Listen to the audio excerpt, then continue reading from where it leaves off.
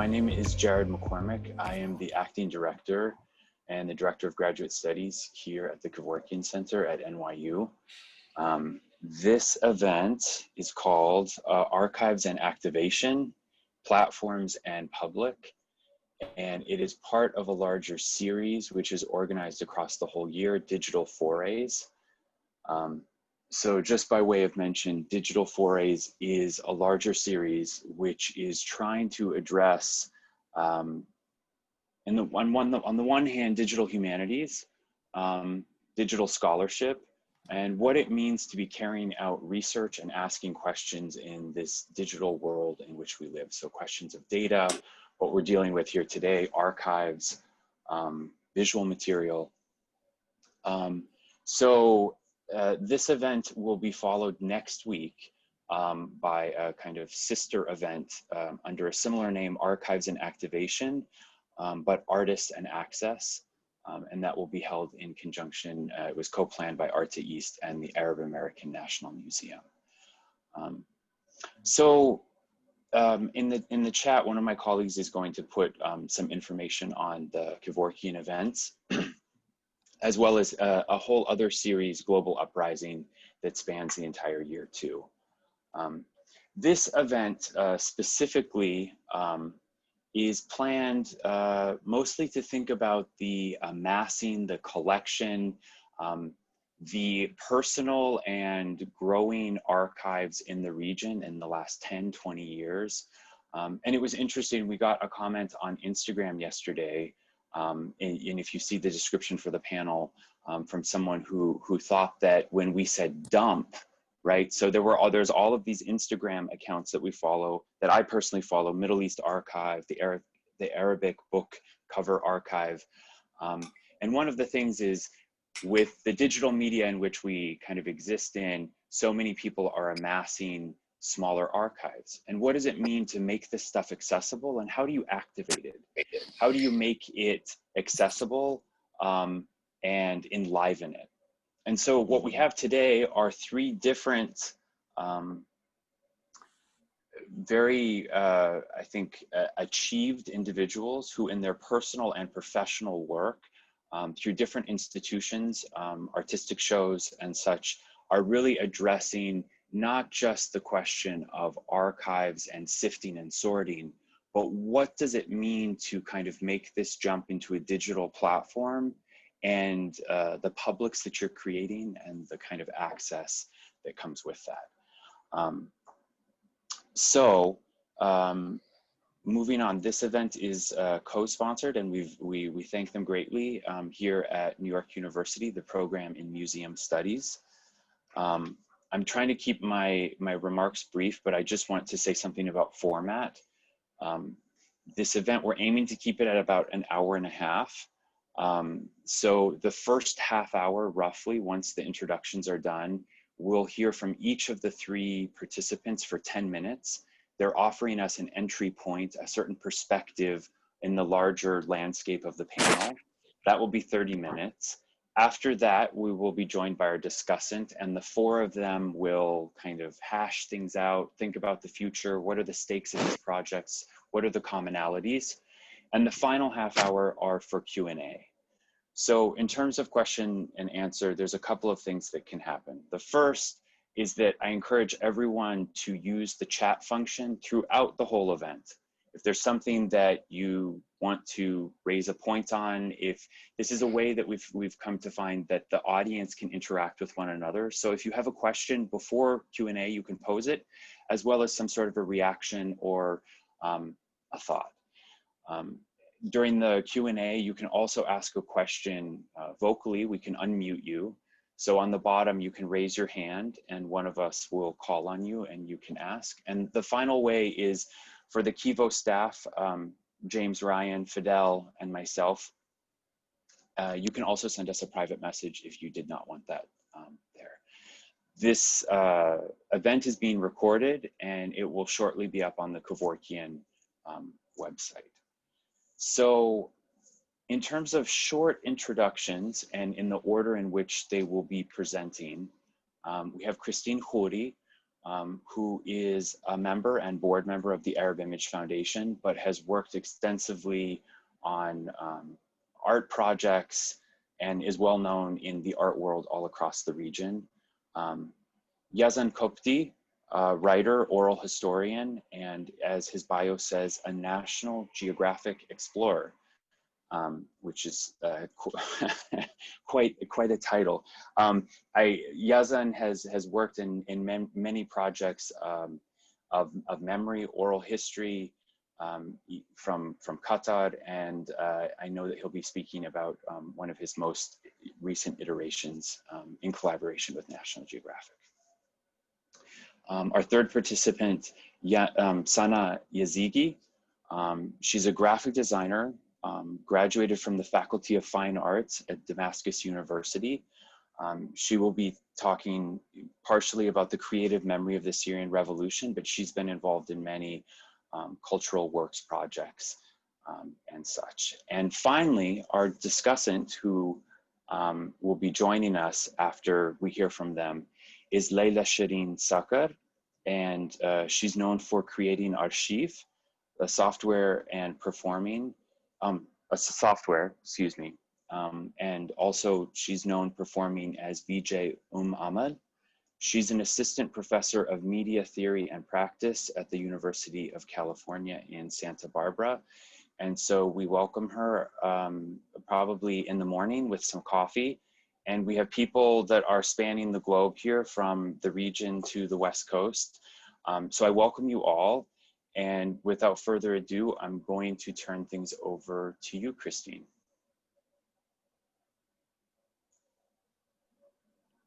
Hi. First, thank you to Jared and everyone at the Kevorkian Center for the invitation to speak today, and to my fellow panelists. It's a great pleasure. And it feels like I'm actually speaking to the public. I'm actually nervous. I have not done the Zoom thing before, really. So, so I'll try to keep it as brief as I can, which I'm not very good at, but I'll speak a little bit across a few subjects today, hopefully to give some fodder for discussion afterwards. So as Jared said, I feel like I've spent the last 10, 12 years thinking about and working with archival material in different, wearing different hats. So as a researcher, working with artists and filmmakers in the region, as an independent researcher, working on my own projects, collaborating on a long project that I'll speak about with Rasha Salti called Past is Quiet. And now more recently, having had joined the Arab Image Foundation as a member, so really thinking about institutional archives in a different way.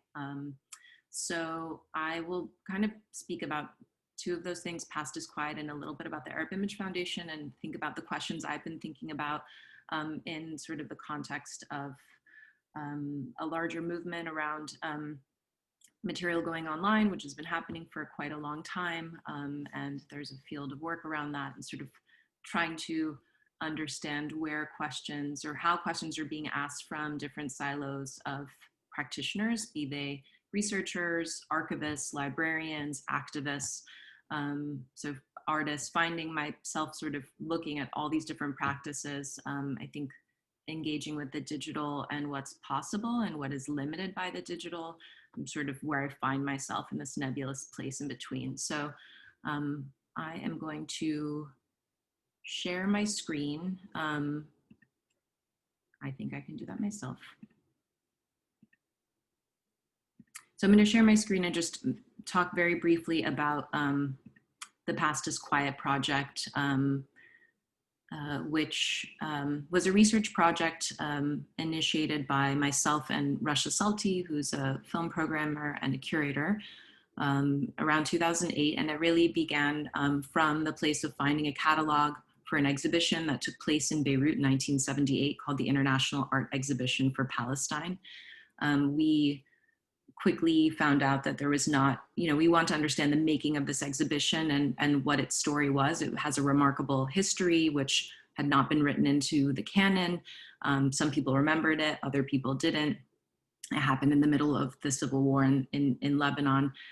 So already we're looking at a complicated time or a difficult time in which trying to access, history and material and archival material and memories from it is fraught with, trauma simply, and an unresolved sort of history. So this project really led to, it was really like pulling at a string, and we're willing to keep pulling that string for 10 years. And I feel like we're still pulling that string to do research around the making of this exhibition, and kind of what came from it was a sort of mapping or a project that looked at museums built in solidarity with political causes, or art collections built in solidarity with political causes, one for Palestine, one for Chile, one for Nicaragua, and one for anti-apartheid South Africa. What we had realized through the process of the research is that there are 4 initiatives that were linked to each other, unbeknownst or beknownst to them.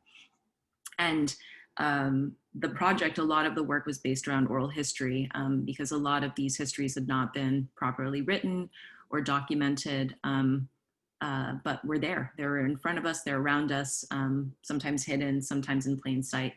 And so this project, in the end, took the form of a documentary and archival exhibition and a publication. And so I'm showing here an image from the first version of our exhibition.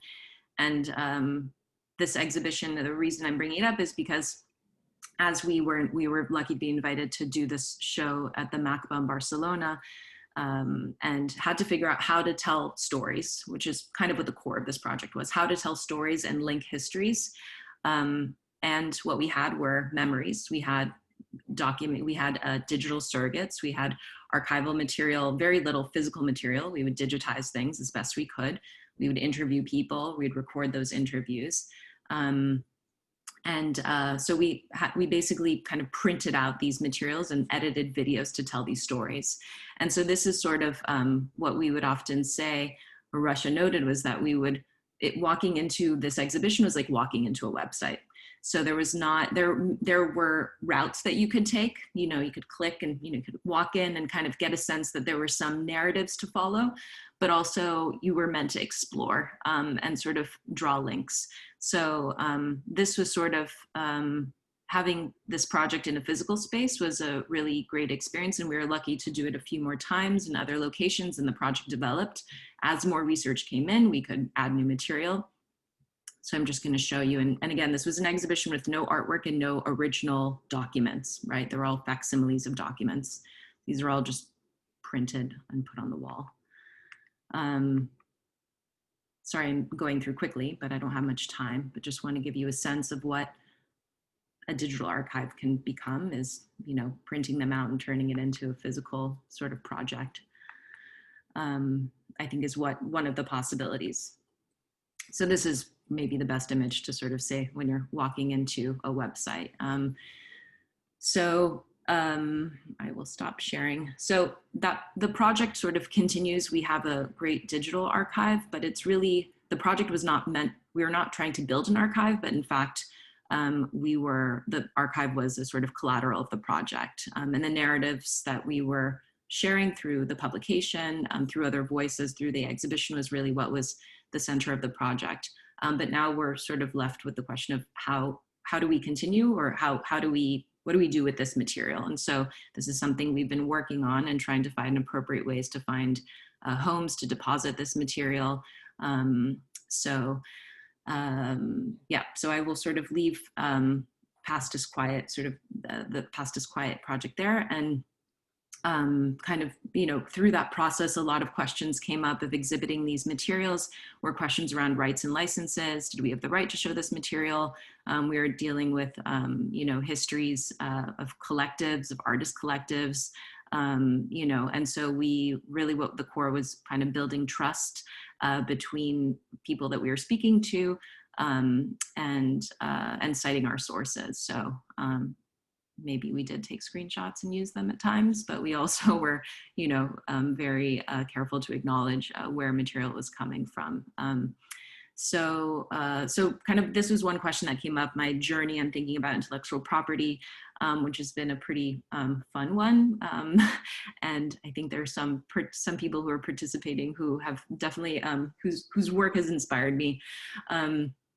And so kind of with the work of Past is Quiet and engaging with different institutions and thinking about their archives and putting collections online, I'll come to the Arab Image Foundation, which I don't think I need to give an introduction to. But last year, the foundation launched its new website, which I'm not going to take you to now, but launched its new website with about 25,000 digital surrogates of materials of photographic objects from the collections.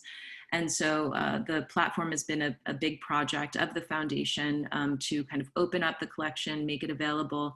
And it's really a space that the foundation is building upon, and it takes time to be a space to allow for different layers to be written into, and these the collections have different layers of information that can be written into. Right now, the platform maybe doesn't look like it can do that very easily, but it's happening in time, and internally the work that's happening by the team and by different people who are contributing to the metadata. This is really, the foundation is really committed to having the space of the platform be a critical place to kind of write on the archive, write on these materials, not only just share them and give the metadata, but be a space where people can contribute to it. A lot of questions have come up in the process of working on or thinking about the Arab Image Foundation's collections or engaging with the foundation. Some really incredible conversations with members and with team members about, as we thought about the image use policy, how people can and can't use images. A lot of these collections are family collections, they're contracts, various kinds of contracts that were deposits or donations over the years. And so thinking or rethinking these questions are extremely important to the foundation to think critically about the rights and licenses and possibility to use and share, but also respect these materials. This is also in the context of over the last however many years, sort of, the movement, the open access movement, which is, existed sort of within the academic sphere around data and publications being available, but also within the cultural heritage field or the GLAM sector, the gallery, library, archive, museum sector, to make essentially public domain material or digital surrogates available online for people to use. And you've seen this with museums in the last few years, kind of putting their collections online as CC0 and letting people do what they want with them. So I will just mention a couple topics, kind of a few points that hopefully we can speak about in the Q&A. So this question around thinking critically about licenses and rights and access to material. There's, copyright education is something that there is not a lot of, or it's not something that necessarily as a researcher one necessarily knows, or as a citizen or a regular person to like really think about what you can and can't do with material online. I think often people think if it's online, you can do whatever you want with it. But there are a lot of conditions and with accessing and using material. So really thinking critically about that and what the power dynamics are at play in thinking about rights and licenses and how communities can have access to materials that belong to them. And this is a big question and conversation around the restitution of objects and certainly archives as well. So I think it spans different kinds of heritage, I hate the word materials, but kind of cultural property, or again, property is a problematic word. And so, yeah, so I just kind of want to throw that out there. And thinking another question is around kind of the ethics around that, sort of thinking about power and colonial relationships of institutions who hold, whether it's archives, art objects, artifacts, and who is writing the narrative and how. And we see that there's a reckoning around the world today of reparative description work in libraries. We see this with rethinking how to narrate stories around objects and their provenance, how they've come into collections. And again, this is to say that archives and collections are not neutral. This is, my interest in sort of thinking about the history of collections, the history of provenance, illuminates histories well beyond sort of the object itself. So maybe I'll stop there because I feel like, am I allowed to keep talking, or I'll stop? That's a perfect place to stop. Okay. Thank you so much, Christine. That was great, and you've put a lot on the table for us. Next, we have Yazan Kopti. Thanks, Jared. Thanks, Christine, and thank you for inviting me today. It's a pleasure to be here with everybody. Christine and I worked closely before. She's one of the, I wouldn't call her just a participant on my project, Imagining the Holy. She's been a thought partner and much more, and many other people who are joining us on the call today. So it's nice to see everybody. I want to try to connect in kind of outlining what the project Imagining the Holy is. I wanted to try to connect the three practices that Jared mentioned, are me as a writer, an oral historian, and now a National Geographic explorer. My relationship with National Geographic started before I met the archive in Washington, D.C. Obviously, I grew up with National Geographic at home. We had them in our house in Jordan. My grandparents had a huge collection in their house in Colorado, and they were always around me as sort of an object.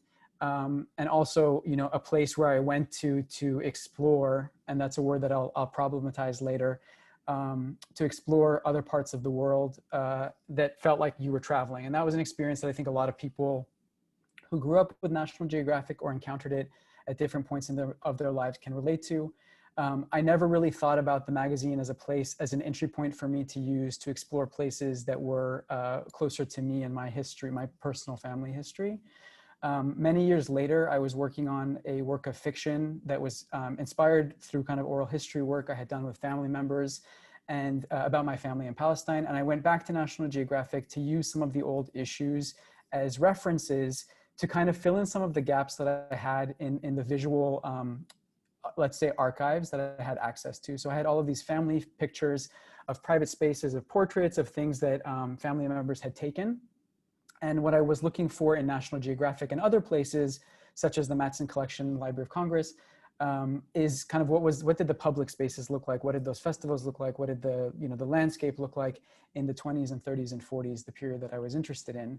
And there was one issue in particular that that was written in, I'm going to mess up the date, I think it's 1921, an issue about the Samaritan Passover that takes place on Mount Gerizim, next to Nablus. And so the village where my family is from in Palestine is also on Mount Gerizim. And that became really the point where I was looking at photographs and then connecting it in the background, knowing that the people, the non-Samaritan people in the background of those photographs who had been referenced in the article as spectators of this annual festival were included my family members, because in our family stories, I had known that this was something that they did every year. And so that was sort of the moment where I realized, like, this magazine was not only to transport me to other places in a way that's really romanticized in the myths around National Geographic, but also something that I could use for actually real tangible projects that were really close and personal to me. So I started collecting all of the old magazines that I could find that had issues that had stories about Palestine. I found that there was over 90 articles written in the past 130 years that the magazine has existed. And it was pretty consistent that for, I would say, more than half of those issues were published in December, in the December issue, which for a long time had been the big subscriber issue at the end of the year. It was the Christmas issue, so the tie into the Holy Land was really important. And that was where they invest in that issue the most amount of resources in color photography and some of the more expensive storytelling mechanisms that they had in the early days of the magazine. So after kind of collecting the magazines and mapping them out, I noticed a few trends about how Palestine and Palestinians were being represented. And I approached National Geographic, the archive, with a grant from the Arab Fund for Arts and Culture, with a project to write a monograph about this topic. So how were Palestinians and Palestine covered by the magazine in its 130-year history?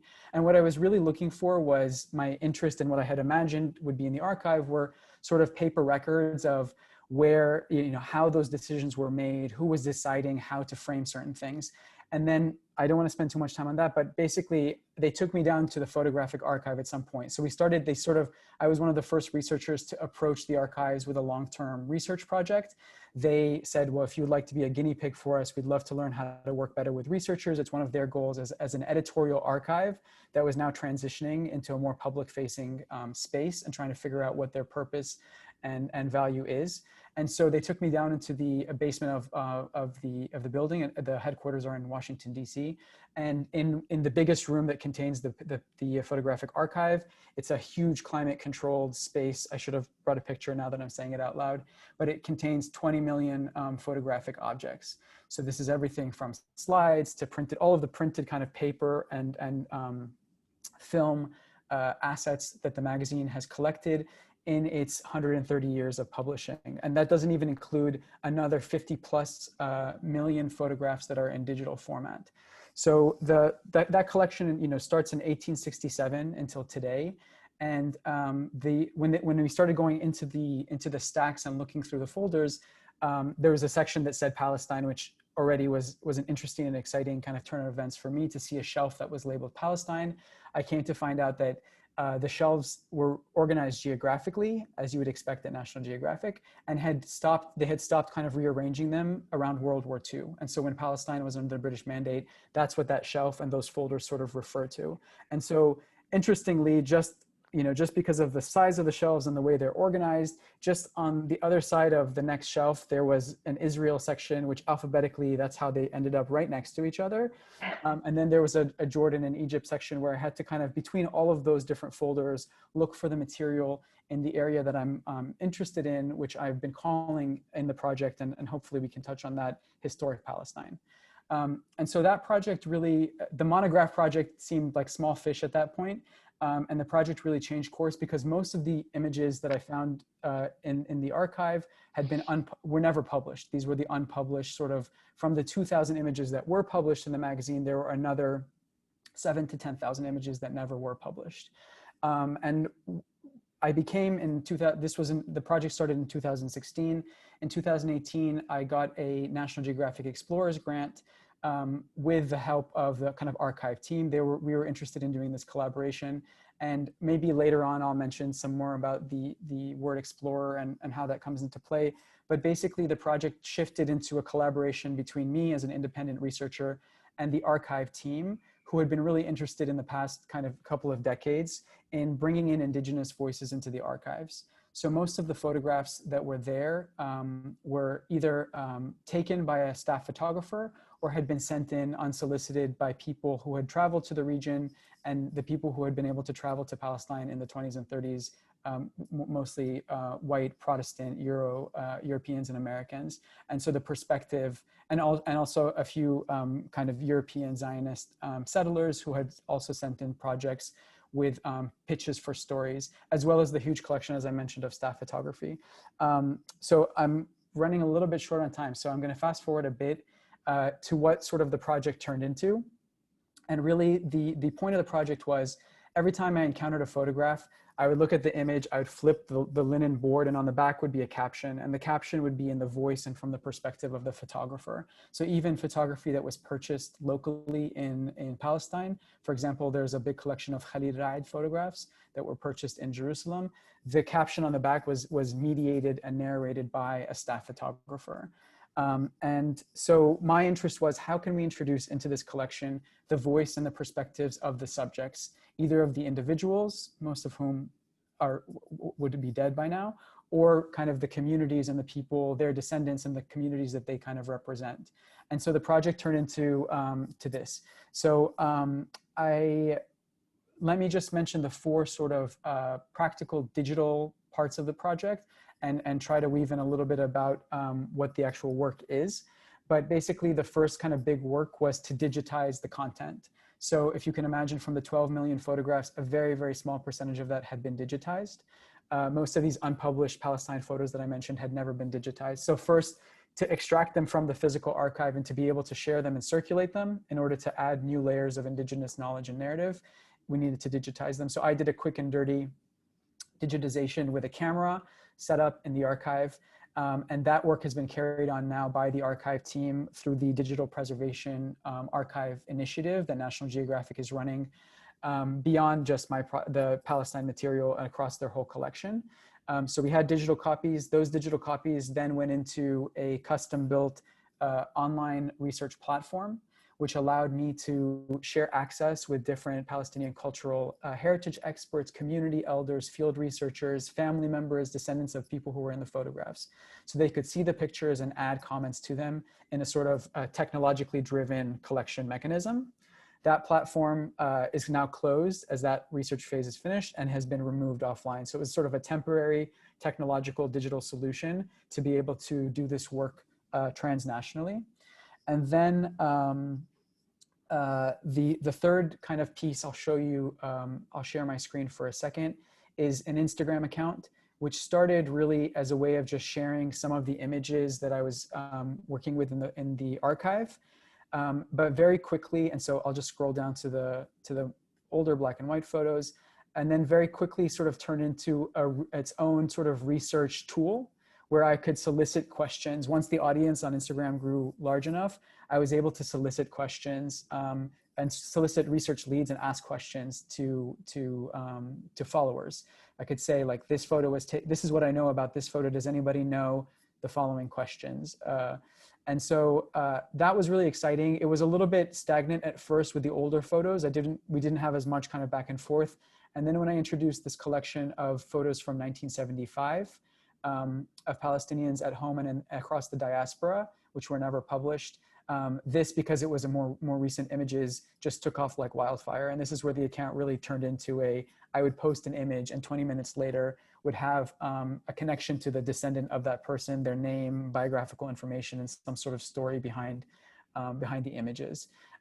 So we can talk a little bit about this if anybody has questions. I'd love to speak more about the Instagram account. But the last thing that I wanted to show you is we're collecting all of these things through the various mechanisms that I mentioned and funneling them back into the archive at National Geographic. And so hopefully by the beginning of next year, this is the Library and Archives website. Almost all, if not all, of the photographs from the Palestine collection will be available online for the public to view. And there will be here under these curated collections a sort of entry point written about imagining the holy, which will sort of take you into the project, the methodology, and a way to sort of search just the material that we looked at. And there, the aim and the goal of the whole project has been for people to encounter the photographs digitally in National Geographic's own platform, but then to have the original caption written by a photographer, and then all of the new layers of captions written and signed by the people who participated in the project and contributed stories and knowledge to them. So I think I'll leave it at that, and I hope there's a lot of connections to Christine and Sana's project, and I'm looking forward to all of your questions. Yazan, thank you so much. Next, we have Sana Yazigi. Hi, everybody. Thank you, Jared. Thank you to Kevorkian Center for inviting me. I'm happy to join you. I'm a bit stressed, maybe because of our context. That is a sort of an ongoing past. So yes, I'm the founder of this project, Creative Memory, which is about saving and archiving a memory of the Syrian revolution and war from 2011 until today. The website was launched on May 2013. And it was not clear enough for us from the beginning why we call it memory and why remembering. We just call it like that. By the time and the accumulation of work, we now say that it's not by remembering and memory, it's not by default against forgetting. Since forgetting is a right, we have the right to forget, like we have the right to remember. So everybody is protected, but actually our memory is against denial. This is the issue. This is the main issue we are working for. To search any kind of justice, then we should fight against denial. With this archive that we are building on a daily basis. And as I said, we revive the past. We bring it alive to explain the present, what is happening, what was happening, what is happening now, and what will happen in the future. This present, our present, that was often reduced to Assad against Daesh. And why digitalizing and online platforms? In our case, what seems to be a matter of joining or catching up with technology and with accelerated and advanced technology is for us, in fact, a matter of life. The reasons that made us stick to these technological tools during the past 10 years is totally different from normal or usual reasons. Here we are integrating to this world to try to save lives, to deliver an urgent message on a reality of human rights violation. Internet in our context became the public space. It replaced the terrain. It replaced the physical place forbidden to Syrians by the regime atrocities. So from the beginning, from the first beginning, this was not a kind of choice, but rather a necessity and an urgent need. We were pushed by the fear of having our reality deleted or deformed to save all those works. It was a kind of capturing the moment, capturing a daily life and uploading it on internet to inform other Syrians inside Syria, in other regions, but also to inform the rest of the world. On the other hand, virtual activism was very hard to control, to be controlled by the regime. Even if the regime, meanwhile, it served and profit from this technology to arrest activists. But anyway, data was online, data was there. And even with the absence of the international and regional professional media, the forced absence by the regime, Syrians could deliver the message and the regime could not stop it. It was impossible for him. So untold stories and hidden crimes today became just impossible. Even with Daesh taking the front seat and occupying international political interests, Assad today is very, very difficult to be normalized again. Video rushes, mobile photos, artwork, graffiti, narratives helped many famous and emerging Syrian filmmakers to go global and to win very prestigious prizes. Illustrations made by artists imprisoned in Assad's prisoners, those illustrations on torture was published in many very well-known newspapers and media. Those illustrations contributed effectively to open wide the door to trials against Assad and his collaborators.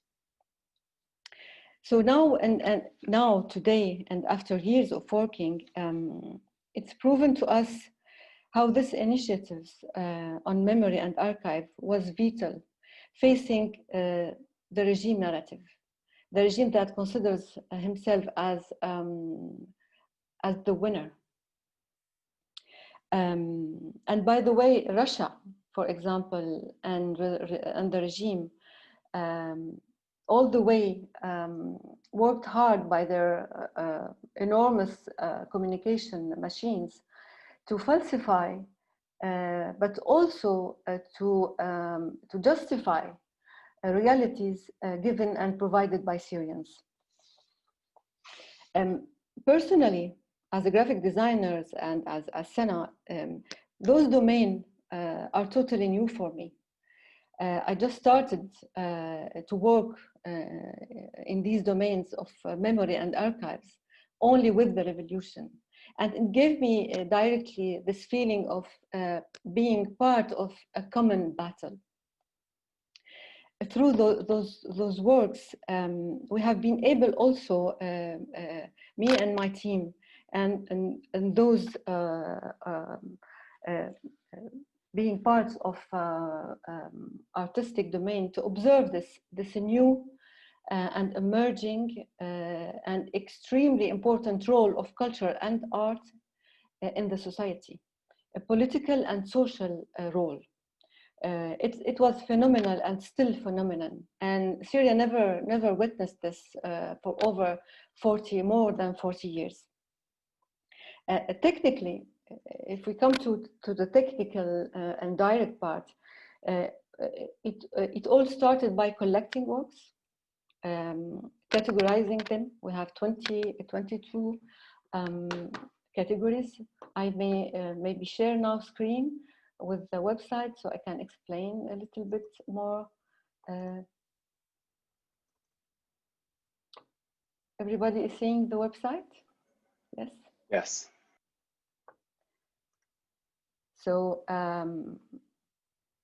we have here 22 categories, and the archives are around creativity. So only, let's say,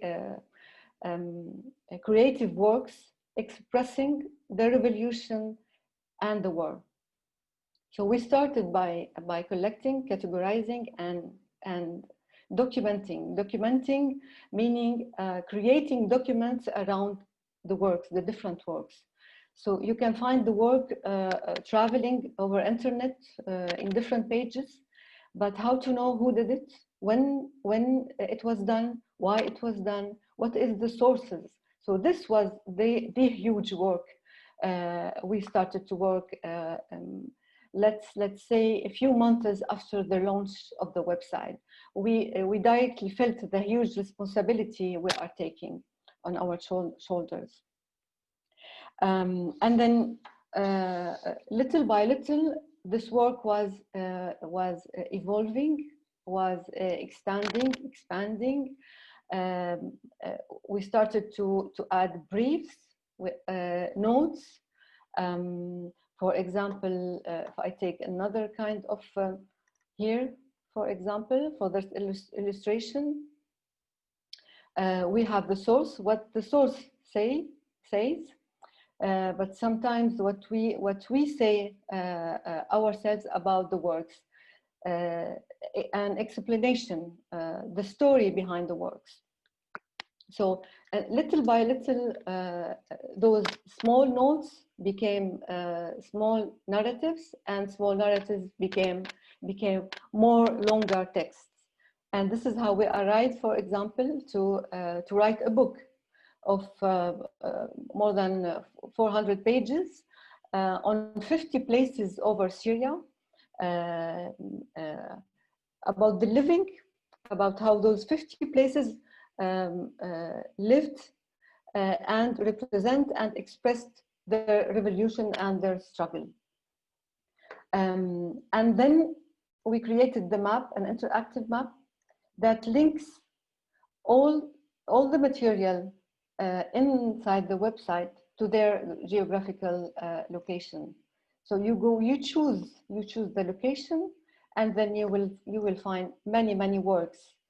You will be able to discover works, but discover the place also, and discover the people, those who created and those represented by those works. We also created, for the first time, for us anyway, we had the chance and the challenge to collect one kind of expression in one specific place. We said to ourselves, are we able to collect every kind of graffiti in one place? Is it possible? And it was possible. It was very hard, but it was possible. So if you only take, for example, Saraqib, Idlib walls, and you scroll down all the graffitis you have, and read the explanation, you will get to know the daily living of those people in just one place.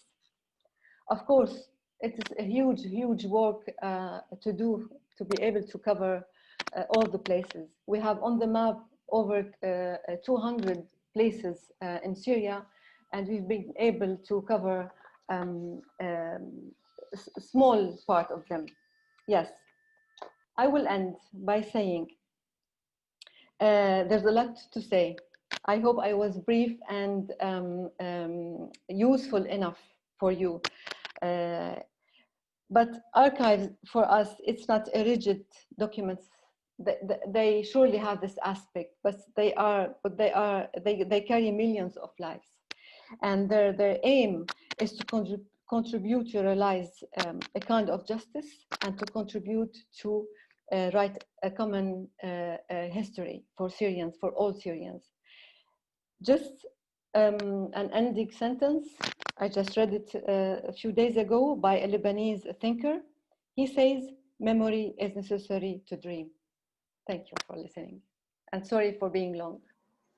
No, thank you so much. That was great.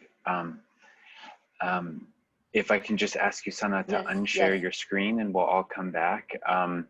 I have so many questions, but I am going to leave this task of activating these presentations to Layla. So I'll move there. How do I? If you go to the bottom of your screen, there's a green, there we go. No? Yes, okay, thank you. Wait, did that work? Hi, everybody. Yes, it worked.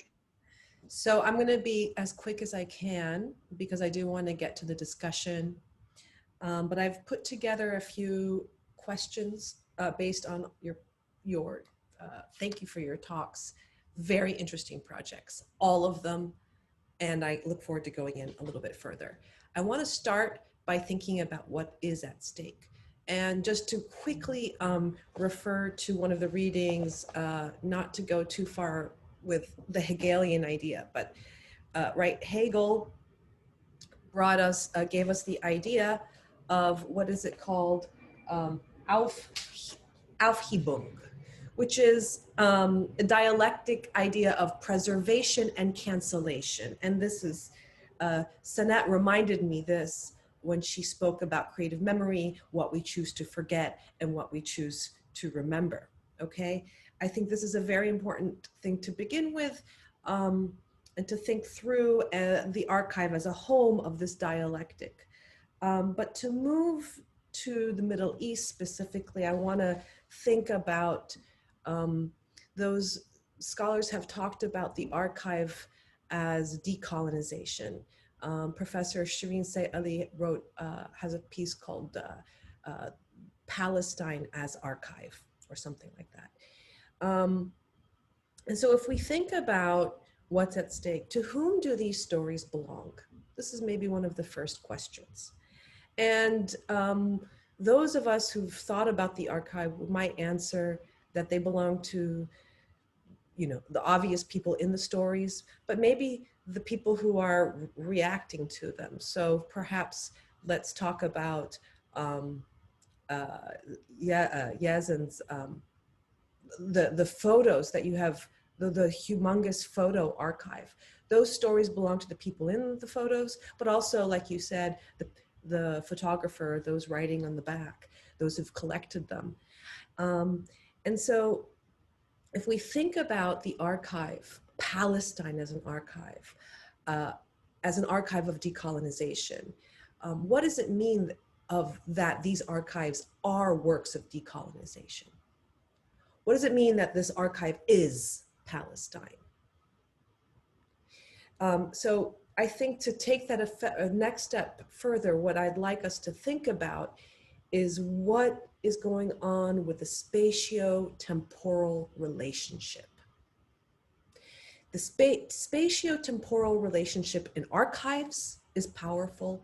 In digital archives, it becomes exponentially so. Let me break this down.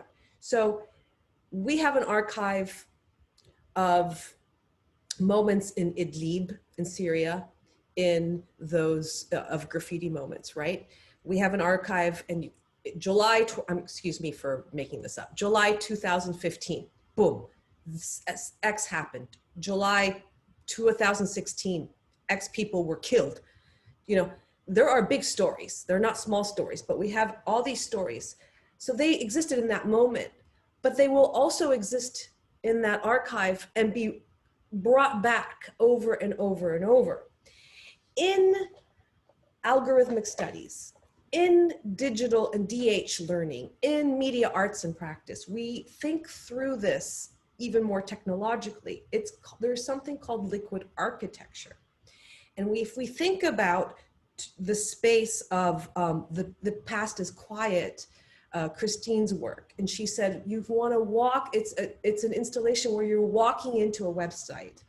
Well, what does that mean?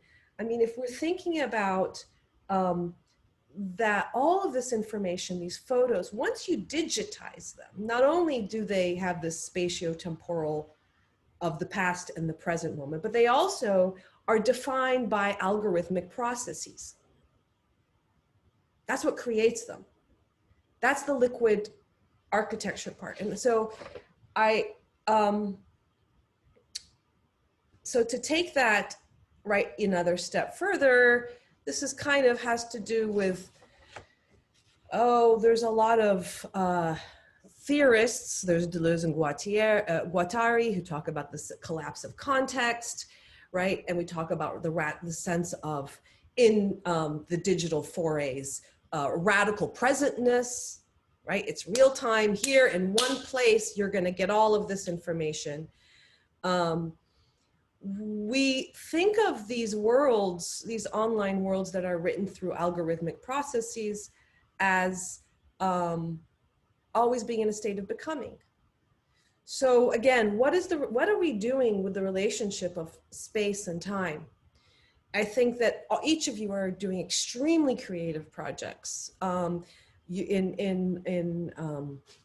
Walking into the past is quiet, you have taken an archive and spatially mapped it out.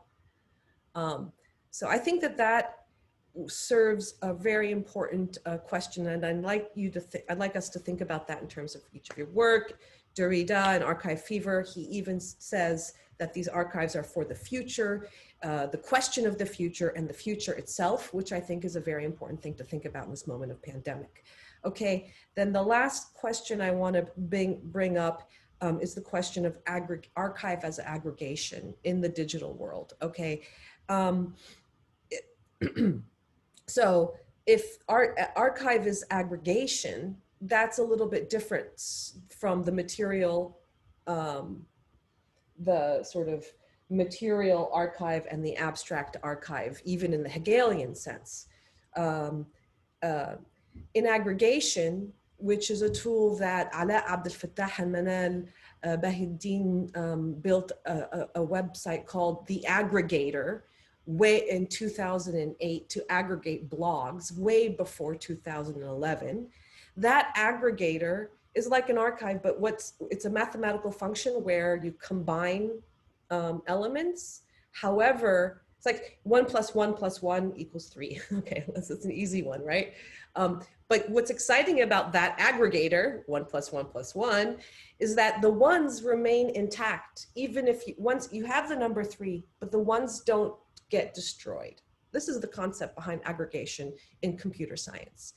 And so I really want us to sort of reach beyond the idea of the archive as conceived historically in scholarship. There's a lot of writing around archives, and usually they're thought of as boxes of materials. Yazan is very familiar with taking those boxes and doing that digital work. So I just want us to think about, in that aggregative process, where do our taxonomies lie, and where do the categories emerge? Okay, I'm going to stop because those are sort of the thoughts that came up, what's at stake. And I'd like us to talk about it. We have a half an hour, but maybe we can give 10 minutes to the group talk. And does that sound good? 10, 15 minutes and then? Yeah, it's flexible. I All mean, right. so panelists, however you guys want to answer. So I guess my question about the spatio-temporal work, I'd love to hear each of you sort of answer that. How do you think of this, your work, as providing a radical presentness, or creating a new space? And to what extent are you thinking through the algorithmic processes that are helping define that? And can we go further in that in scholarship? How can we understand that fluidity? Because it is a very fluid thing, but we leave that work for computer scientists. Okay, who would like to go first? Let me see. Yazan, you go first. That's one of the harder things you brought up. So I wanted to start with something a little bit easier, if it's okay. I wanted to just talk a little bit about about this question of decolonization and about the archive as something for the future, those 2 points. Maybe you can help me, Leila, extract something from what I'm going to say that is closer to what you're asking. But I think one of the really interesting things for me dealing with the National Geographic Archive is sort of the institutional nature of the archive, also why it was built. And it wasn't built as an archive. It is an editorial repository that at some point was useful in the moment. And then they were like, we'll just keep the stuff. And at different moments in its history, there were efforts to sort of consolidate, to cull the collection, to clean it up. There were space considerations. There was all sorts of different reasons why. And so at some periods, I think in the 70s, they destroyed all the negatives. So all of the negatives were nitrate film. They were afraid of combustion, and they destroyed all of the negatives. So already one method of reproducing these images was completely lost. Then there was a space concern, and some of the collections began being culled. So even in the Palestine collection, I would say maybe 30 to 40% of the photographs that I've dealt with say discard on the board that the photograph is mounted on. And so it had never been published. It was not sort of useful in 1920 when they wrote the article. They kept it for a little while, and then 50 years later, they almost threw it away. And so for me going in, it became very emotional when I would see these sort of images that, especially when we connected the images to a family member or some sort of other community-driven story, to think that anchor point, that kind of site of producing that moment would have been lost completely, would have just been thrown away. And that decision would have been made for institutional reasons that have nothing to do with kind of preservation of knowledge, of sharing the stories beyond the purpose of the magazine. So that was one thing that was interesting to me, to sort of think about. The archive itself has gone through a transformation of trying to understand what is its new role. What does this material mean now in 2020 when it's not being kept to be used in a story for the magazine, but is there and is, this archive fever that's taken over the whole world sort of gives new possibilities and new imaginations. And I just happened to meet the archive at a time when they were asking these questions and I was asking to see something. And that was a lot of what happened. So the second point, and I'll just make it quickly, is that a big challenge for me was, what are we doing? What am I doing? Is it a decolonization project? National Geographic is infamously, has been a colonial agent, continues with, in a much less way, but still continues in some colonial practices. The title of explorer, this word explorer, and that photographers are exploring the world, already comes with so much baggage that needs to be problematized. So for me, that question was, if we add another narrative to the collection, are we decolonizing that photo? And the answer to me was, this isn't really a project of decolonization, it's a project of indigenization. And so it was sort of understanding that the photograph was made in an encounter, in a colonial encounter, but it really has two parties to it. We're missing the voice and the perspective and the experience of the subject in the photo, but the experience, the subjectivity of the photographer still remains. It's part of the object. And so it was sort of elevating and raising the perspective of the indigenous to the perspective, to the level of the colonial. It was a rebalancing of power. And so for me, I'll just say one last thing. I kind of think about the National Geographic Archive as a site of intense concentration of power. a lot of it made and created and stolen in a colonial way. But now we have an opportunity through a project like this to sort of change the power dynamics in the archive. And so that's what I'm interested in. It's not a sort of, it would have been a different project to say, let me take all of these photos from the archive and liberate them from the confines of an institution, from National Geographic. And there have been calls to do that repeatedly, and even recently around the Palestine collection.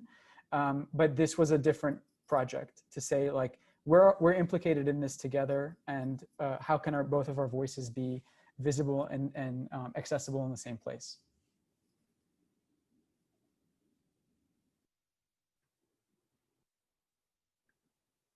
Sana, do you want to go or shall I go? As you like, go ahead. Okay, I'll go ahead because I'm a little bit inspired by what you were speaking about memory. I'm just going to share an image. Let's do this. Okay. So in terms of thinking about temporality and spatial temporal issues, I'm bringing up this image. This was a photograph that was from the archive of Claude Lazare, a French artist. This is from the Past is Quiet project. I encountered it as a negative, scanned it, and this is the dirty positive reproduction of it. And this was part of a series of photographs that a French artist took in Lebanon in 1978 at the opening or the pre-opening of this exhibition, the International Art Exhibition for Palestine. We didn't think much of it. You know, it was part of a series of like images of the PLO cadre walking around the opening of an exhibition and also of artwork. And it was only kind of because we were overwhelmed by the material, the amount of material that we were working with, images, video, kind of over these years, dozens and dozens of people we've spoken to. I think it was maybe, you know, when we were deep into preparing the first version of the exhibition, and then over the years, we started realizing like what this image really was. And it was actually an image of a future event. And this is a photo. So this is a photograph of an artwork by a French artist named Jacques Monory called, it was part of the Assassin series. So Monory is a French artist. He died recently. The image is hard to maybe understand, but essentially you have like a drawing on the left. It's painted on a mirror. You have a hand with a gun, and then on the right, a broken mirror. The person, those people on the right are a reflection of people that were in the space that were reflected, you know, in the mirror at the time the photograph was taken. So it was a reflection of a future event because the person that the gun is pointing to is Azdine Kalak, the PLO's representative, who is living in Paris, who is the representative in France in the mid-70s, who was assassinated just almost 2 months after this image was taken, or less than maybe less than a month. And so we hadn't really thought, we were thinking about time differently. And when we looked at this image, we started realizing that maybe actually images in the archive were predicting future events. And we hadn't seen that. We hadn't spent that, or we hadn't thought about these images or these documents in that way before. And I mean, kind of one thing I wanted to bring up is there's a quote that often with this image we say in the tour of the exhibition that was a part of the work of the project was bringing back names of people that had been forgotten, that had not been written into history, had not been remembered, had not been interviewed, former GDR officials that no one's spoken to since 1989. And there's a quote from, I think he's a neuroscientist, David Eagleman, and I will paraphrase his quote, but he says that the people die 3 times. The first time is when their heart stops beating or their body ceases to function. The second is when they're buried underground or they're, you know, there's some sort of funeral rite. And the third is at some point in the future when your name is the last time your name is ever said, the last time your name is spoken. So thinking about death and memory, one thing that Russia and I say all the time is we were saying people's names. We were calling for people. And we think that there were certainly ghosts. Russia definitely felt Azadine's ghost multiple times.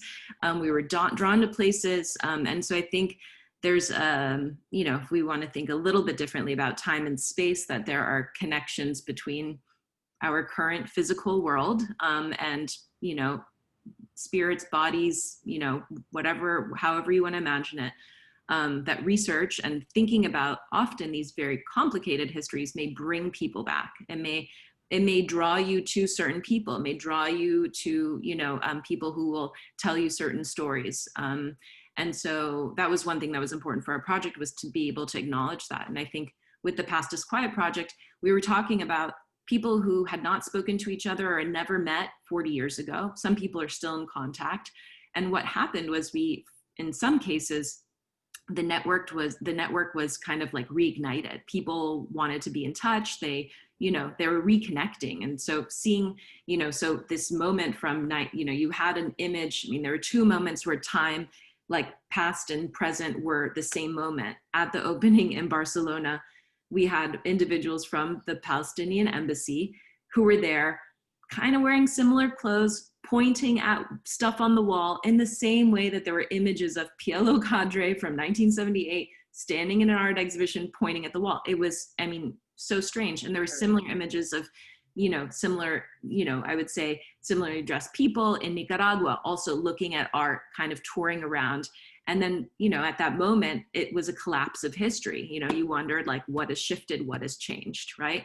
So I think that, at least for Past is Quiet, it feels like it's brought up these past moments, resolved struggles, unresolved struggles. And I think that's where, like, the space and time get very complicated and beautiful and, sad at times, right? And I would say that when it comes to also space, one thing that was important for that project was that, again, this isn't a digital archive project. We're not really dealing with algorithms yet. We're really scared. I'm scared of that. I literally brought up algorithms of oppression, to think about these questions. But I think for the project, we physically brought this exhibition. We were lucky to bring it home, to bring it back to places where we wanted these stories to be told. That was physically in Chile, physically in Lebanon, maybe one day in Palestine, maybe in France, certain sites where these stories are relevant, people can connect to them. So I'll stop there. All right. Well, let's go to Syria. Yes, to Syria. It is really very complicated, the situation, and it's different from the Palestinian context, because when you say Palestinian archive, then you can only imagine Palestine. While when you say Syrian revolution or Syrian archive, you will ask the question, what kind of archive? Because in Syria we have a pro-revolution and anti-revolution. So this is a very problematic. And we used to have this question very often about the memory, what kind of memory you are building. And it concerns what segments of people. So it was a very embarrassing question from the beginning, and we worked hard on it. This is why now, for example, we removed the word "the" creative memory, and now it turns to be creative memory. We consider that this memory is part of many memories, and this archive is part of a whole archive that maybe other Syrians will participate to build it. So at the time being now, it's something that very critical, very problematic. And I don't believe that one initiative or one person can pretend working on a whole memory, on a memory of all people. This is impossible. And I heard it from many professionals also in the domains. So I'm a bit relieved, not totally relieved, but a bit relieved to know that anyway we have limits, and those limits are legitimate. Concerning the digital and the physical and the virtual, until now we don't have any physical documents. All what we have is about captions of works traveling over internet. It's about gathering them in one place that authenticize all those works and document them. So what is different from other maybe websites and blogs is that inside this archives, you will have every work with its sources and with its exact information. Now, how we turned it sometimes physical, like Christine said, is when we started to participate to events via exhibitions. So at that time, and starting 2016, we started to print works and to exhibit them and to participate with an exhibition. And those works were commented, and those comments were not made by us. When we say creative memory, add a note, those notes has sources. We brought them from sources, and we always write down what sources we based on to create this note or narrative to explain the story behind. The aim is of course to have a place, to have a space. But where is Syria now? In which country we can create this space? So we are satisfied relatively to have sometimes proposed spaces to exhibit those works. And we are in process to have a partnership with the Museum, which is a very famous museum in Marseille, here in France, for the Europe and the Mediterranean. Maybe to have a kind of archive refugees in France. And in any way, we are aware that maybe now it's very hard for all Syrians together to profit from this archives. We had to have the useful and the good distance Right. to be able to learn and to accept what happened, because it's still an open how to say juruh. Wound. Yes. Wound, memory trauma. Thank you, Sanat. Thank you. I'm Sana without Hamza, please. Oh, okay, Sana. I adore Hamza, but it's not in my name. There's in Arabic, there's Sana and there's Sanat. Exactly. You English speaker. I would like to take 60 seconds because you made me think about my own archive on Egypt, mainly, but the broader social media archive I've been archiving for 11 years, and just yesterday I finished the brand new Archive 6.0, in which I have finally released the tweets from 2011 through 2013 for the first time. And the reason why I needed the distance, Sana, I needed the distance. I have also chosen to quit. I have stopped archiving real-time data for ethical reasons. Because of current situation in Egypt, Egypt's really different from Palestine or from Syria for that matter. We have a history. Our voices that are anti-regime are silenced, are imprisoned, are tortured. We don't have freedom. We don't have freedom of speech. We do not have, there have been very violent reactions. And so I have felt that the ethical cost of maintaining a real-time live archive was too high. The only people who were interested were governments and commercial interests. So bringing us to ethics and to thinking about different places and different contexts, and they have changed over the last 10 years. So where we began these projects in 2011 or 2009 for me, we're in very different places today. So I'd like to, on that note, maybe open it up for questions from the rest from the group. Is that okay? I'm going to pass the baton back to Jared. Is that okay? Yeah, sure. So I think just as everyone, there are a handful of questions in the chat. And if there was anyone that wanted to actually raise your hand and voice a question, we're open to that. If I may just pick up on that last point, Layla, congratulations. And it's also very revelatory because what you just said about not carrying out the real-time research so much connects with the time and space aspects of your initial very thoughtful question, right?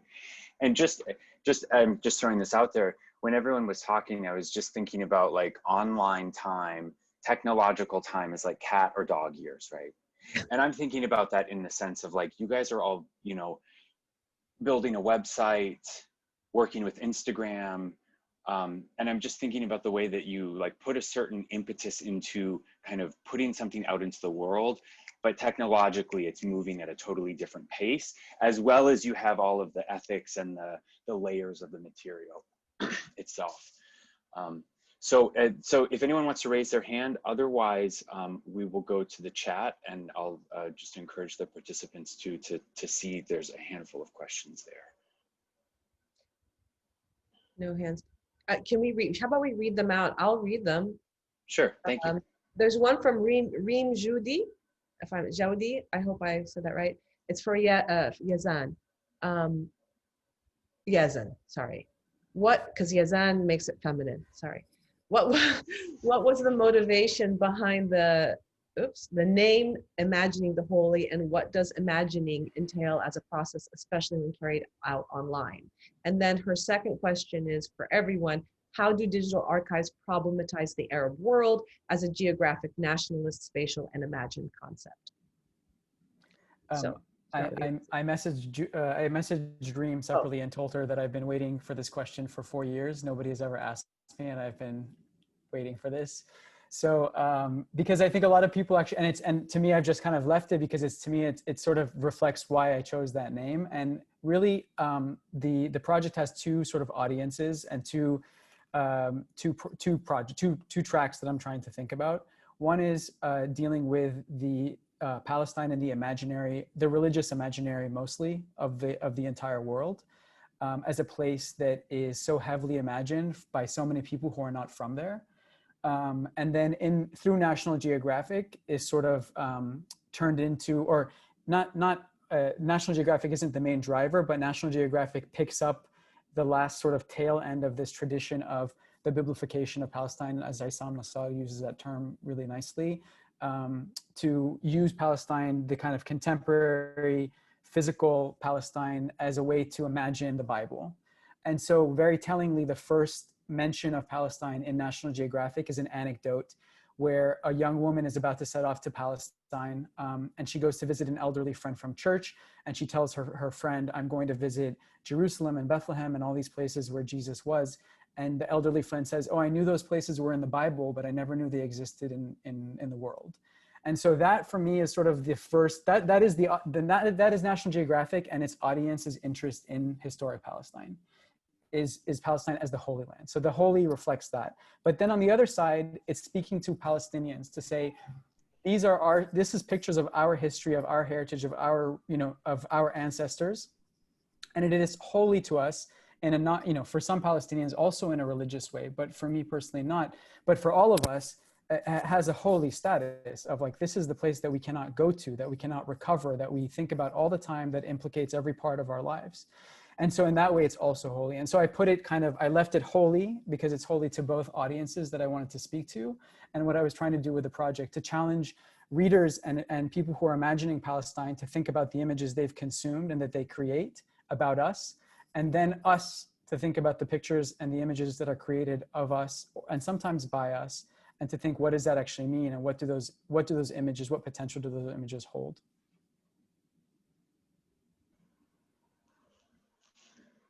I'll jump in. There's a question. I'm interested in the ethics. I'm going to do two questions. In the ethics of oral history archives that are built on narratives from the public, but are still largely inaccessible to the same public that they are built from. In my experience working with oral history archives, many archives charge for access to this material as a source of funding for their work. And I've always had a sense of discomfort with this dynamic. So a question of kind of funding and charging. And to piggyback another on that is, I think it's easy to think about images as haunting or maybe relivings, as forcibly bringing back to life, or in there an intentional therapeutic destruction as a final laying to rest. Where do we place other non-images, objects, documents, etc. in the archive when it comes to memory work?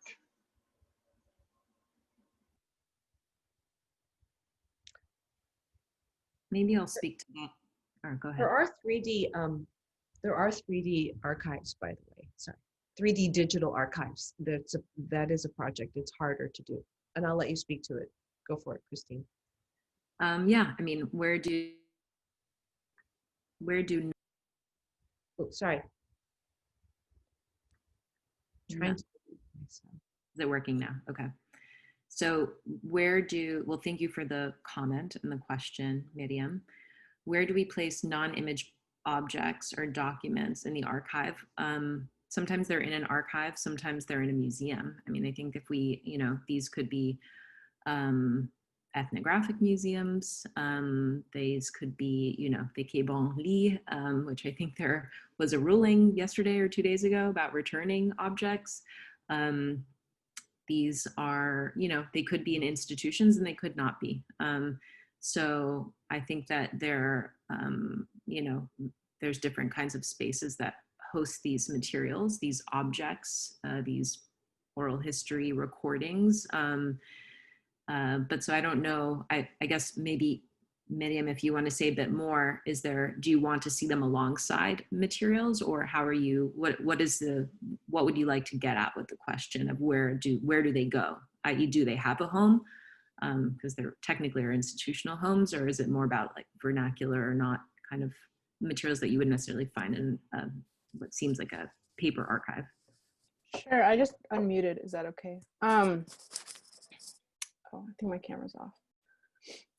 Yeah, I think I was thinking of it less as like physically, where do we put it, but more, I feel like we've been talking, I was really interested in the idea of like the hauntings that were happening through reviewing these images and re-speaking these names. And then when we think of all the other things that are part of archives, right? Documents, objects, I guess what role do they play in that same work?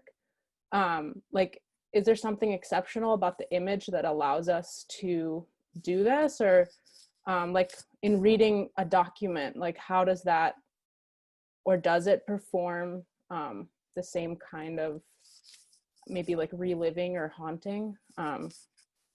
I don't know if you like experienced that with any of the material that you were using. Yeah, I mean, I would say I used that photograph as an example. I don't think it has to be an image. I think people also sometimes are not attuned to like feeling those things, and I must say I give a lot of my training and thinking and kind of like my emotive responses and recognition to Russia's practice, because she, I think I learned it from her, I must say, where I would, at times kind of try to be a bit more objective, but eventually when you start feeling those things, then they take you places. And I think that's important. It's not within probably the academic realm, something that's encouraged. And I think, I'm not in that field, but also I definitely, I owe it to her to kind of think about that and the poetics of that. And I think different things or intangible things or moments or feelings will, bring forward different hauntings and emotions. So maybe, I think people respond differently. It's like, what's your trigger, right? I don't know, now I'm like getting into therapy, but my sister's a trauma therapist, does somatic experiencing. So I'm very, so it's in thinking about that, I think recordings, I think spaces, one thing we would do is often go back to a place where something had happened and see if we could like feel something or see if there's evidence in some way. So we went back to the place where Azzedine was killed, right? To the office. It's just, you would never know that that's where he was killed, right? I mean, if you start thinking about where events and sites happen, I think maybe Senna can speak to that more. Like when you think about, there's trauma held in these spaces, there are energies that are still there. And so, this is something that I think as researchers, we think about, we engage with, maybe in certain fields are not encouraged to explore, but yeah, I don't know if that's helpful. From my side, it's true that I'm I feel that this question is very, very large and very difficult to contain in one answer. Many people who created many works inside our archives have disappeared. Many places have disappeared. So the graffitis that we have, for example, from Qabun, we don't have them anymore. Qabun do not exist. Many areas from this region do not exist anymore. So going back in that sense, going back, it's the only way is reading the archive around this place and around those people. And yet, in this archives, we took only one angle, the angle of creativity. So we only have creative works expressing the Syrian and the revolution and the Syrian war. We have, for example, military songs that many fractions created. Some of them are beautiful to hear. Maybe words are awful, but the music was beautiful. But from the beginning, we had to put and to stick to a very clear criteria on what to do to document. And still with this, we are not, until now, we are not being able to document everything we aimed to document because we are limited in many levels. So I only had this note to add to your question. And even Syria, it's very hard, you know, for us, for example, who are outside Syria, imagining Syria. We are imagining another Syria. So it's not the same Syria that we left 10 years ago. So I just want to jump in really quick. Again, encourage people, we're coming up to 2. The event does not officially have to end. I do think that there might be one panelist and Layla might have to leave. But I think everyone can still stick around if there are continued questions. And once we kind of wrap up the formal part of this, we have something that we've done at our events of putting people into breakout rooms where you can meet whoever else is here. And we found it to be a kind of funny, odd way to replicate the back hallway of an event where you just chit chat. So this is not to end. If there were additional questions that anybody wanted to voice or in the chat, I saw Amanda. Hi, I typed this in the chat, but it was short, so I think it got missed. But I was wondering, as a librarian myself, if how much librarians and archivists featured into each of these projects, especially because of dealing with metadata and making things findable. It's an important aspect that sometimes goes overlooked. So I wanted to hear about how you've incorporated those. Thanks. I can speak to that if anybody else wants to jump in, though. I'm happy to. Amanda, that's really interesting because the last part of the project that is like kind of what we're doing right now is with the archive and libraries team. And it's basically they're building from scratch a digital platform for people to access photographs. And those questions about metadata are being negotiated internally in their team, but also in conversation with me, thinking about that this project is really a pilot to start doing this with other parts of the world. And it's really only the beginning for the Palestine collection as well. And so that question has come up a lot of like, how do we think about metadata when we're also thinking about all of the other objectives of the project? It wasn't like these pictures are coming with one caption. Now they have one plus several new ones potentially. Another big thing is language. So for me, the biggest contribution that our project is making to the collection is all of the keywording will be done in English and Arabic, and all of the new captions will be translated in both languages so that Palestinians, most of whom would want to search in Arabic more than in English, will be able to search through that material. It's another way of sort of like moving the material physically out of the archive and the confines of an English-speaking institution. But I don't have any specifics, but I just wanted to say that that's really the last part of the project is very heavily being shaped by these questions that you're raising.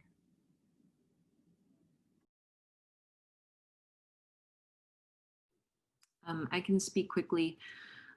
So the Past is Quiet project, we have dealt with libraries and librarians and archivists, and they are our closest friends when they help us find things that we did not know existed.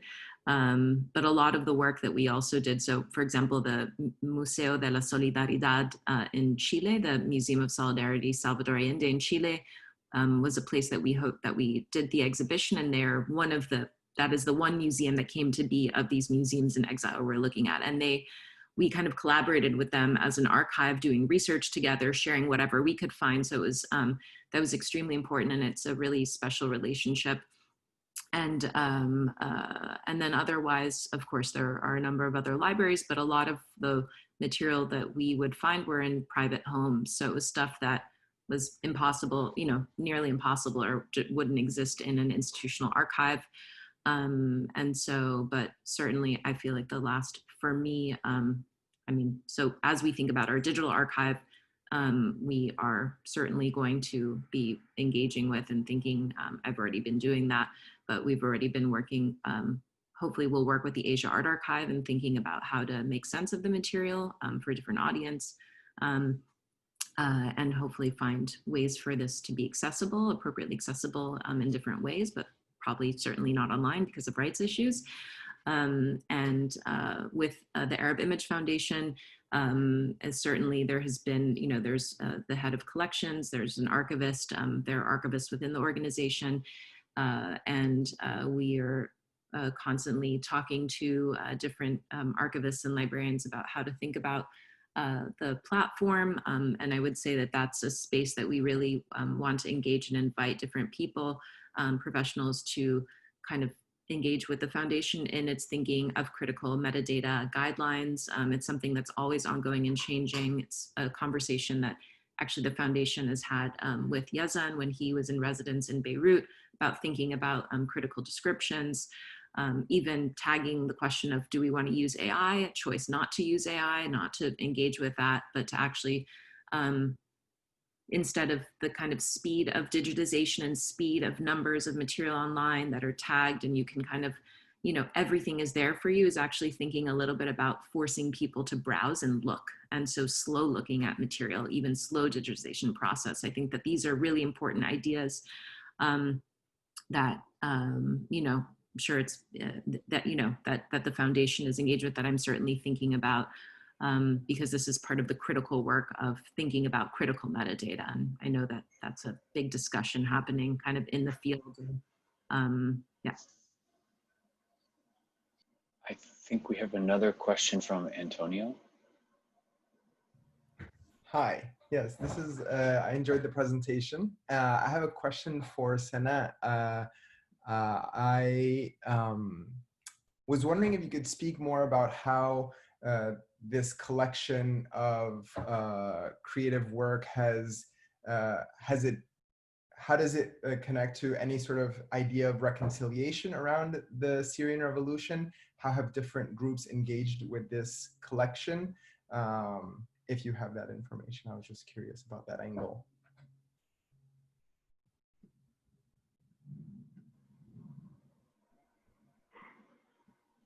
1 second, Sana, you're muted.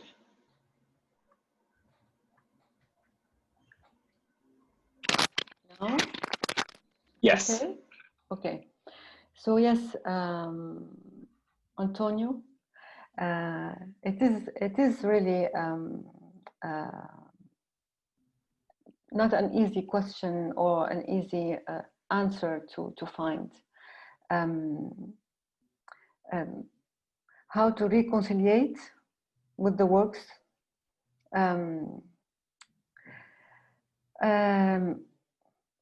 Sometimes when we have one example, we feel that we can generalize, and sometimes it's very hard to speak in generality. For example, last year, I was talking with a colleague of mine inside the Damascus Faculty of Fine Arts, and he was opening the website and we were discussing.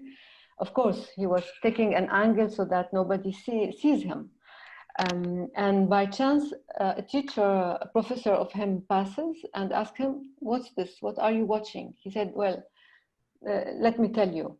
He was close, of course, to his professor, and he told him about the website.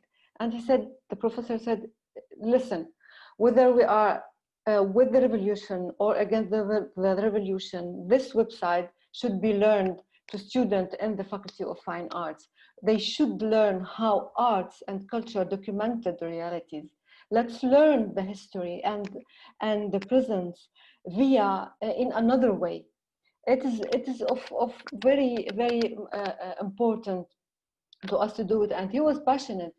And my friend had to calm him down because they just cannot, of course, open it to students. So I was very emotionally very touched, and I felt the impact that this work could have if ever the day comes where we can really exhibit this to everybody and everybody can comment, but freely, on those archives. So it's a long procedures, but and it's in our, of course, reflections. But I cannot give a definite answer about it. Thank you.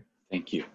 I'm going to jump in and pick up our last question from the chat from Majd, which is, can you talk a little bit more about the technologies that you used and how they open new horizons or imposed limits? And I think if I can add to that, this was in that very poignant question from Layla. This is the hard stuff, right? When she brought up aggregation, when she brought up the algorithmic, when I think many of us maybe here in the social sciences and the humanities and our approach to this, there is this gap in digital understanding and coding that becomes really insurmountable at some points. And so I guess as a final question to everybody, do you have something you want to say maybe more technically, either in terms of Instagram as a platform? We brought up metadata, but what is the kind of the perils and the promise of some of your technological dabblings as they relate to your archives and projects?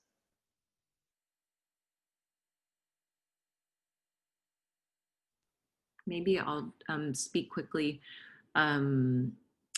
So it feels insurmountable. So for example, with Past is Quiet, it's just overwhelming. And so trying to imagine building a project, there are people in the chat, shout out to Fabiola, people who are willing to take on figuring out how to do this and in a way that makes sense. But again, I think what you pointed to, Jared, of knowing the technology and then also thinking about the experience, and also that the technology is changing all the time. It's costly. It's thinking about rights potentially is like another barrier. So there are a lot of barriers to engaging technologically. I'll say with the Arab Image Foundation, this was such a massive project to sort of create a new online platform. And it's still in beta, and we're working on it, and it's an ongoing process. And I think it's hard because people have certain expectations of the technologies to be like super slick. We're used to like very fast,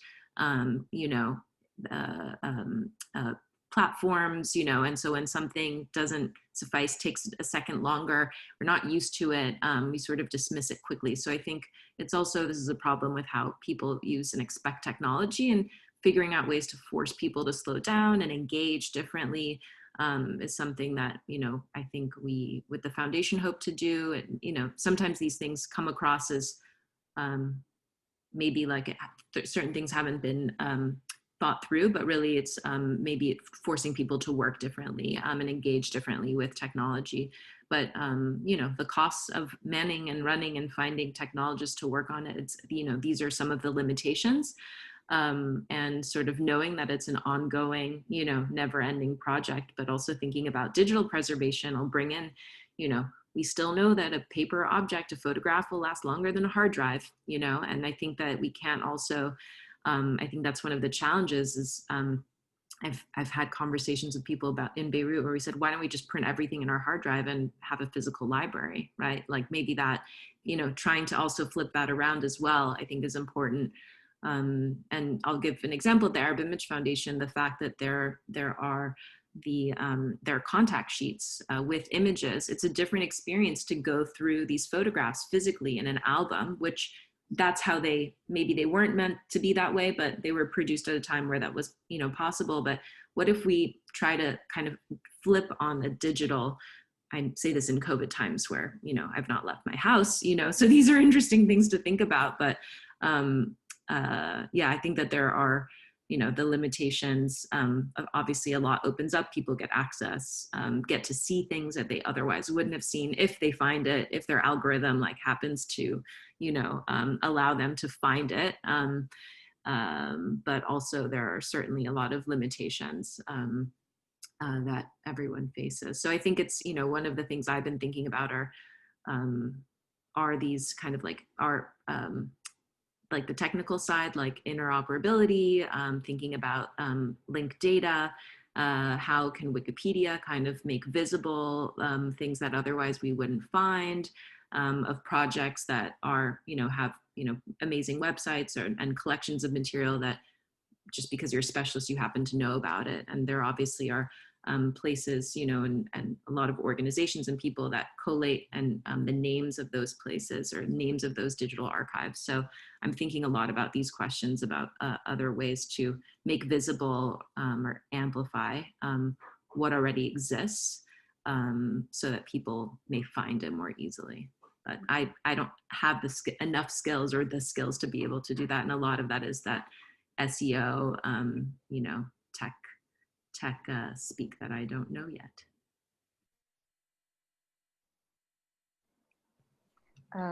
Maybe I will have a small comment on this and our concerns about are we technically successful enough to deliver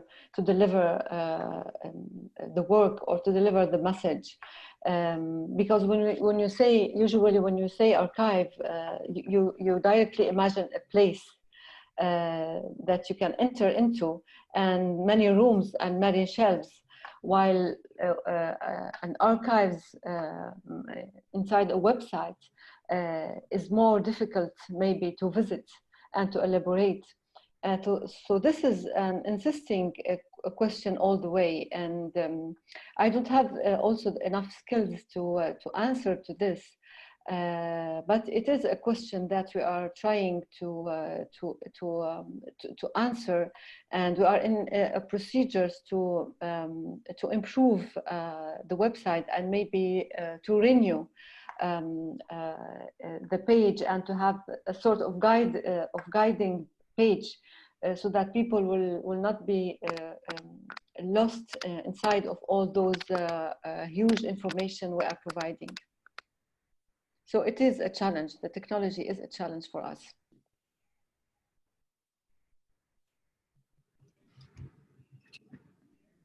I don't have anything good to say on this, so. Okay. Yeah, I mean, it's the kind of organizing really big cloud up in the sky here, the elephants in the room of all of these projects. So I wanted to let's say this is the end of the formal part of the Zoom. Thank you everybody for speaking so honestly and thoughtfully.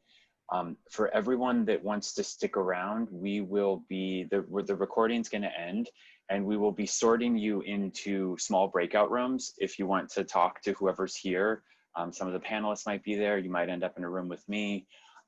So one of my colleagues is going to facilitate this. And so if you're open for that, we'll see you in a breakout room just to catch up and